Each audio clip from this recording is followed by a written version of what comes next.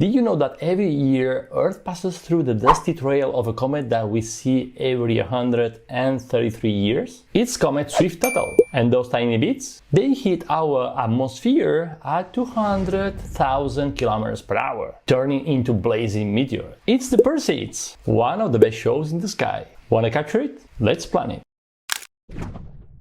Hello PhotoPillars! The Perseids are one of the most spectacular meteor showers of the year, and for a good reason. They peak in August when the nights are warm in the northern hemisphere. You can see 100 meteors per hour at the peak under dark sky, and they are fast, bright, and often leave glowing trails behind. But there is always a but, right? This year brings a big challenge. Spoiler alert! I'll show you how to turn that challenge into an opportunity and make most of it. So in this video you'll learn when and where to photograph the Perseids meteor shower and how to plan your meteor shower shots like a pro with PhotoPills. Let's dive in. Okay, let's start planning. Go to PhotoPills, tap on the planner. I'm going to use the planner to plan the Perseids meteor shower, and the first thing you need to do is to tap on the map settings button, and on the map layers go to meteor showers. And here choose the Perseids meteor shower or the meteor shower you want to plan from the calendar 2025. This is the Perseids meteor shower. I'm going to switch off the sun layer because I don't need the sun information on the map, but I'm going to leave the moon layer on because I really need to know where the moon is at all time when I'm shooting the Milky Way or star trails or a meteor shower. So let's go back to the map. And now the time bar is showing me that the date has been set to August 12th, 2025. This is the date of the peak here in Menorca. I had the red pin in Menorca. And the time has been set to 10:25 p.m. Perfect. Now swipe the top panel to the left until you get to the meteor shower panel where we have all the information. So basically this panel is telling me that the Perseids are active from July 17th to August 24th, and that for the red pin position, the local peak date and time is August 12th at 10:25 p.m.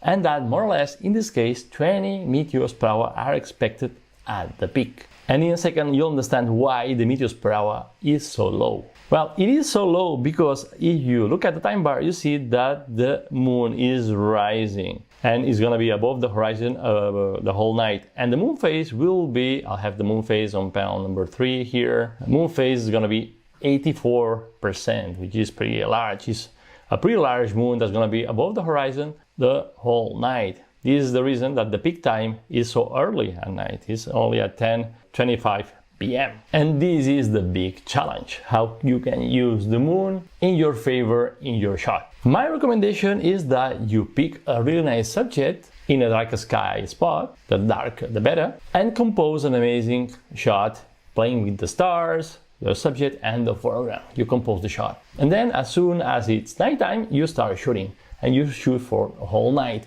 to try to capture meteors in the frame. And maybe 1 or 2 meteors will fall in the frame in the right spot for the perfect composition. And when the moon rises, because the moon will rise here in the east, you know that the meteor shower radiant is in the north. I'll tell you what the radiant is in a minute. But what I was playing now is that when the moon rises, we'll cast, if you're shooting toward north, towards the radiant, we'll cast light from the side. And that's the moment you need to take advantage of getting your foreground shot. So use the moon as a natural light source to get detail and capture and volume and texture in the foreground. Because when the moon gets high in the sky, then it's going to be harder and harder to get meteors because the moonlight will start washing out meteors. But for example, if I go to Pregonda to shoot this meteor shower, let's say West Pregonda, Pregonda Beach, Cala Pregonda. If I go to Pregonda to shoot this meteor shower, to align the radiant of the meteor shower with the beautiful sea stack that we have here in Pregonda, I'll be framing towards northeast in this direction here where the radiant is, above the sea stack. By the way, the radiant is that spot in the sky where meteors appear to originate. So if you frame the radiant, then in post you can create these images where you see all the meteors that converge in one point, the radiant point. And here in PhotoPills, the red pin is always the shooting spot, and the radiant is represented on the map by this gray line that's moving when I change the time. And if you tap on the night AR, you'll be able to visualize the radiant also of the Perseids here. So you know at all time where the radiant is in PhotoPills, and I can zoom out a little bit more so I can see where the radiant is, and you can change the time. You have the radiant, the Polaris, the moon path. You see that the moon is above the horizon in that direction, and you also have the Milky Way core over there. So you have everything. Long story short, how do you plan the shot? Basically, you know the shooting date, so it's going to be August 12th. You'll be shooting for the whole night, hopefully. I recommend you to shoot for the whole night. And where you need to find a good shooting spot. For example, this one here in Minorca, where I want to photograph the Perseids above the sea stack. This rock formation that we have here, which is pretty cool. And basically, yeah, I have everything. I have my shooting spot, which is the red pin. I know where the rain is gonna be. I know that I need to start as soon as, around 10 p.m. and I can shoot until the morning, around 5-6 a.m. It's pretty cool. The challenge, the moon. But again, take advantage of the moon as it rises to catch a detail in the foreground. And the good news is that the moon is rising in the east and it is moving south. And I'll be shooting northeast. So the moon won't be in the frame.